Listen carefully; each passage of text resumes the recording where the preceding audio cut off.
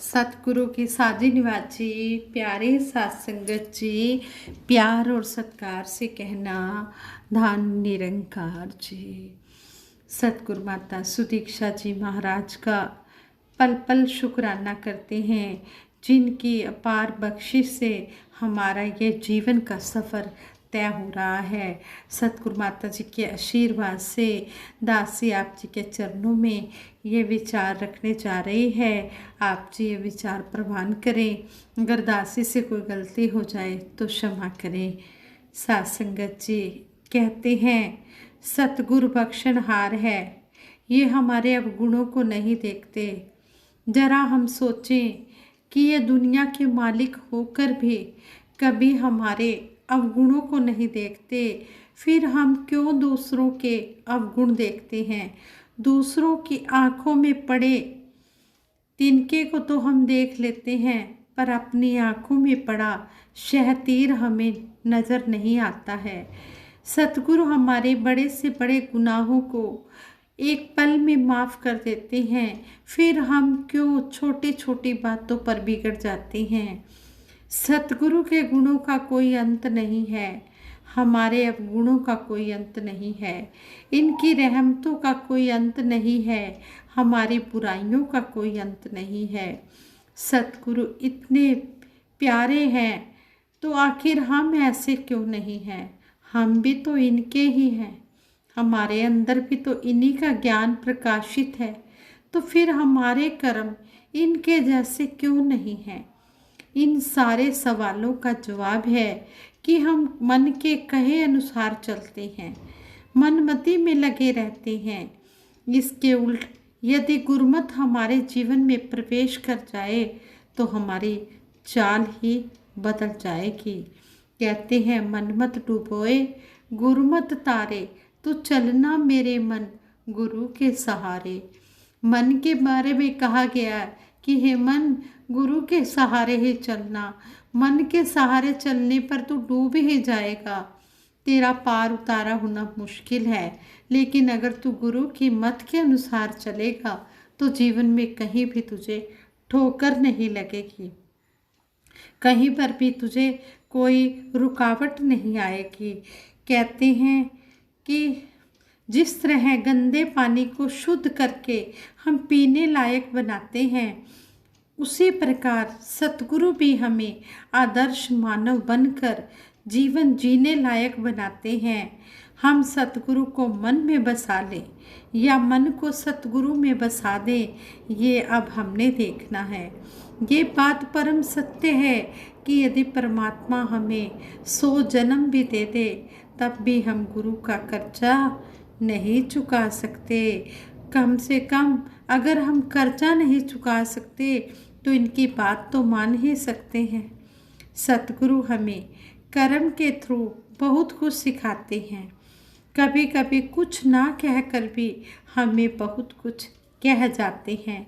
माना कि हम पूरा इनके जैसे नहीं बन सकते, लेकिन जितनी हमारी शक्ति सामर्थ्य है उतना तो बन ही सकते हैं। एक बूंद सागर नहीं कहलाती, मगर सागर के गुण तो उसमें मौजूद ही होते हैं। हम और कुछ करें या ना करें, हम कम से कम कोशिश तो कर ही सकते हैं। इसलिए हे गुरुदेव, हे सतगुरु माता जी, ऐसी रहमत करो कि हम आपके हर हुक्म को सर आँखों पर रख सकें। जो भी आप जी का हुक्म आए उसे हम हूँ बहू मानते चले जाएं। यही सच्चे पातशाह हमने मानना है। यही आप जी ने हमें सिखाया है कि हमने कभी भी किंतु परंतु नहीं करते हुए हमने जैसा गुरु का आदेश आए उसको हूँ बहू मानते चले जाना है। और संत निरंकारी मिशन का नारा है, धर्म जोड़ता है तोड़ता नहीं। कहते हैं, जिस व्यक्ति के हृदय में प्रेम नहीं, नम्रता नहीं, करुणा नहीं, सेवा परोपकार का भाव नहीं, वह कभी धर्मी नहीं हो सकता। सतगुरु बाबा हरदेव सिंह जी महाराज ने भी यही कहा कि प्रभु की, मालिक की, खुदा की बंदगी भक्ति तो हर कोई कर रहा है, किंतु उनके बीच प्रेम की कमी देखी जाती है। प्रेम के बिना भक्ति हो ही नहीं सकती। प्रभु प्रेम से पहले हमें प्रभु के बंदों से प्रेम करना होगा। कहते हैं ब्रह्मांड के रचिता भगवान ने इंसान को अपने ही स्वरूप में बनाया है।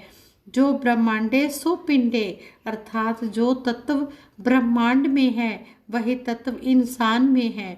भगवान ने इसके अंदर आत्मा रूप में अपनी ज्योति रखकर इंसान को जन्म दिया। जन्म से लेकर आखिरी श्वासों तक इंसान अपने दुनियावी कामों में ही लगा रहता है, अपने शरीर को स्वस्थ रखता रहता है। कहते हैं कि शारीरिक तौर पर स्वस्थ होने के बावजूद भी इंसान आत्मिक सुख प्राप्त नहीं कर सकता।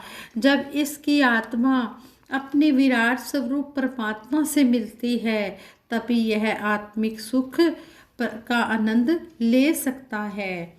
संसार में शारीरिक और आत्मिक रूप से आनंदित रहने के नियम एक समान है। जिस प्रकार एक बच्चा जब जन्म लेता है तो उसी दिन से वह अपने पिता की संपत्ति का उत्तराधिकारी बन जाता है और वह यह अधिकार अपने जीवन काल में प्राप्त कर सकता है। इसी प्रकार जन्म लेते ही इंसान परम पिता परमात्मा की जानकारी प्राप्त करने का अधिकारी बन जाता है और इसके लिए उसे अपने जीवन काल में ही ब्रह्मवेत्ता सतगुरु की शरण में जाना पड़ता है। कहते हैं जब भी गवर्नमेंट कोई नया कानून बनाती है तो उसकी पब्लिक में हर तरह से सूचना दी जाती है ताकि लोग उसका पूरा लाभ उठा सकें और बाद में कभी भी उसके प्रति अज्ञानता का बहाना ना बना सके कि हमें पता ही नहीं था इस कानून के बारे में। इसी प्रकार ब्रह्मवेत्ता सतगुरु संसार में प्रकट होते हैं तो मानवता के प्रति अपने कर्तव्य के नाते अपने आने की सूचना, अपने आने का जो पैगाम होता है वो सब तक पहुंचाते हैं। यह एक प्रकार से उनकी ओर से सारे संसार को चेतावनी भी होती है कि इंसान जीते जी प्रभु परमात्मा की जानकारी कर ले ताकि अंत समय किसी प्रकार का तुझे पछतावा न हो। संसार में अपने आप को दिखाने के लिए सतगुरु भी कई साधन अपनाते हैं, जैसे कि मिशन की पुस्तकें, प्रभात फेरी और प्रांतीय व राष्ट्रीय स्तर के विशाल समागम। इन विशाल समागमों का आयोजन भले ही कोई भी करे, परंतु वास्तव में ये आयोजन पूरी मानवता के लिए ही किए जाते हैं, जिससे सतगुरु का संदेश दुनिया के हर कोने में रहने वाले लोगों तक पहुंच सके। सतगुरु द्वारा सत्य संदेश देने की परंपरा बहुत पुरानी है। बाइबल में भी कहा गया है कि यदि कोई मेरी बातें सुनकर उसका पालन ना करे तो मैं उसे दोषी नहीं ठहराता, क्योंकि मैं संसार को दोषी ठहराने के लिए नहीं बल्कि संसार का उद्धार करने के लिए आया हूँ। ऐसे संदेश हर युग में गुरु पीर पैगंबरों ने दिए हैं। भले ही धर्म ग्रंथ अलग अलग रहे परंतु उनका भावार्थ एक ही रहा है कि परम पिता परमात्मा की जानकारी प्राप्त करके ही मुक्ति, मोक्ष या सॉल्वेशन प्राप्त किया जा सकता है। सतगुरु माता सुदीक्षा जी महाराज ने भी संत निरंकारी मंडल द्वारा आयोजित किए गए 71वें वार्षिक संत समागम के माध्यम से संसार के हर प्राणी तक यह संदेश पहुंचाया कि एक को जानो, एक को मानो और एक हो जाओ। ब्रह्म की प्राप्ति होने से सब भ्रम खत्म हो जाते हैं, इसलिए ब्रह्म ज्ञान को जीवन का आधार बनाओ। जब ब्रह्म ज्ञान जीवन का आधार बन जाता है तो फिर सतगुरु ब्रह्म ज्ञान के साथ साथ प्रेम करना भी सिखाता है कि प्रभु प्रेम से पहले हमें प्रभु के बंदों से प्रेम करना होगा। जब प्रभु के बंदों से प्रेम हो जाता है तो प्रभु खुश हो जाते हैं, क्योंकि सतगुरु प्रेम करना ही सिखाता है। इस प्रेम तत्व का बीज है विनम्रता, जो एक दूसरे से भगत को भगवान से जोड़ते हैं। प्रेम के फूल नम्रता की थाली में रखकर ही अर्पित किए जा सकते हैं। शहंशाह बाबा अवतार सिंह जी महाराज ने भक्ति के आधार ग्रंथ संपूर्ण अवतार वाणी की रचना कर मानव भगत की दास भावना को भक्ति की श्रेष्ठता से सिद्ध कर दिया और कहा, सदा नम्रता मन में धारो, यह सतगुरु का कहना है। शीश झुकाकर जग में चलना, यह सेवक का गहना है। नल के आगे शीश झुकाओ तो वह प्यास बुझाता है। जो जो फल है वृक्ष को लगता, त्यों त्यों झुकता जाता है। जो जो नीचा चलता पानी, सागर बीच समाता है। कहे अब अवतार नम्रता वाला, जन ही प्रभु को पाता है। कहते हैं कि प्रेम के बिना विनम्रता आ ही नहीं सकती, और विनम्रता मिठास के अभाव में अधूरी है, खोखली है। इसलिए विनम्रता से भरे, प्रेम से भरे भावों में मधुर वाणी ही संत भगत की पहचान है। संपूर्ण हरदेव वाणी में भी सतगुरु बाबा हरदेव सिंह जी महाराज ने हमें फरमाया है, पंडित में भी पंडित है वो, ज्ञानी में भी ज्ञानी है। जिस मानव ने इस दुनिया में प्रेम की भाषा जानी है। यहाँ पर भी सतगुरु बाबा हरदेव सिंह जी महाराज ने हमें समझाया है कि जिस इंसान के मन में प्यार आ गया वो सबसे बड़ा विद्वान है, वो सबसे बड़ा ज्ञानी है। गुरु ज्ञान की प्राप्ति से ही मानव जीवन प्रेम की दिव्यता से परिपूर्ण हो सकता है। गुरु ज्ञान से जन्म प्यार का हृदय में हो जाता है। सारे ही संसार में फिर प्यार अमन ले आता है। हम सतगुरु माता सुदीक्षा जी महाराज के विनम्रता भरे इस दिव्य गुण प्रेम को अपने घर संसार में प्रवाहित करते चलें, ताकि ब्रह्म ज्ञान की ज्योत से प्रकाशित होकर मानव मात्र का जीवन प्रेम से युक्त हो जाए। प्रेम और नम्रता ऐसे दिव्य गुण हैं जो सारे संसार को सुखी बनाते हैं। हमें मुक्ति के परम धाम परमात्मा में भी वह स्थान प्रदान करते हैं जिसे पाने के लिए हमें ये मानव जन्म मिला है। हमें मानव जन्म मिला है। इस तरह हमें सतगुरु समझा रहे हैं। और निरंकारी संत समागम में आकर इंसान सिर्फ और सिर्फ इंसान बनते हैं।